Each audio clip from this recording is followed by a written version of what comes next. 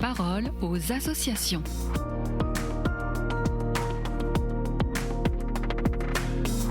Bienvenue dans la parole aux associations. Je suis aujourd'hui avec les œuvres pontificales missionnaires et je reçois le père Ferdinand. Bonjour, vous êtes chapelain à Lorette, la maison de Pauline Jaricot à Lyon et vous participez aux 200 ans du Rosaire vivant les 12 et 13 juin.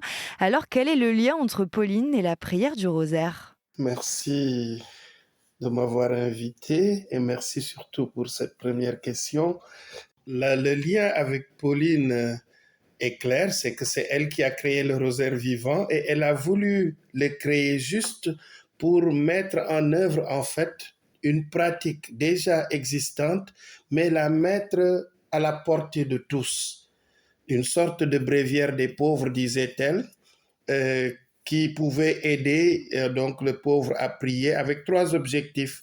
Faire prier ceux qui ont du mal à prier, lutter par la prière contre les maux qui atteignaient la société et constituer des foyers de communion missionnaire. En ce mois de mai, les œuvres pontificales missionnaires d'Australie lancent une démarche de prière du Rosaire en ligne. Alors en quoi consiste-t-elle ?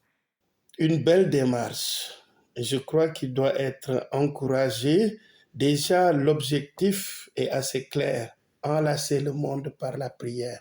Aujourd'hui, avec les nouveaux moyens de communication, les réseaux sociaux, du nord au sud, de l'est à l'ouest, les personnes se joignent dans la prière. Et le Rosaire missionnaire aujourd'hui doit intégrer cet esprit, disons, d'une mondialisation de la prière à travers ces réseaux sociaux. En tout cas, c'est quelque chose à encourager. Et encore, c'est dans le même esprit que Pauline Jaricot. 5 dizaines, chaque associé a une couleur, un continent, et prier pour ces églises du monde qui ont tant besoin d'être soutenues dans la mission. Samedi 13 juin, vous animerez aussi les temps de prière durant la course du Rosaire vivant qui a lieu le matin. Comment cela va-t-il se passer ? Un grand événement auquel nous invitons beaucoup de gens, beaucoup de jeunes, beaucoup de personnes à participer et nous lançons d'ailleurs l'invitation aux jeunes de s'inscrire à cette course du Rosaire vivant. Et c'est extraordinaire, joindre l'utile à l'agréable.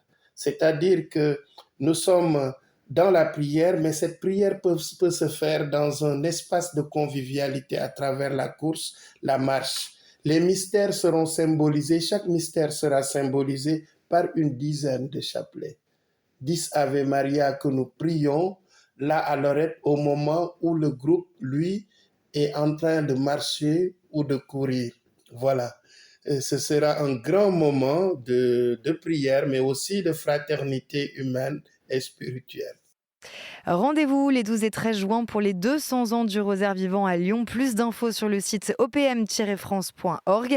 Merci pour votre partage, Père Ferdinand, et à bientôt sur KTO Radio. La parole aux associations.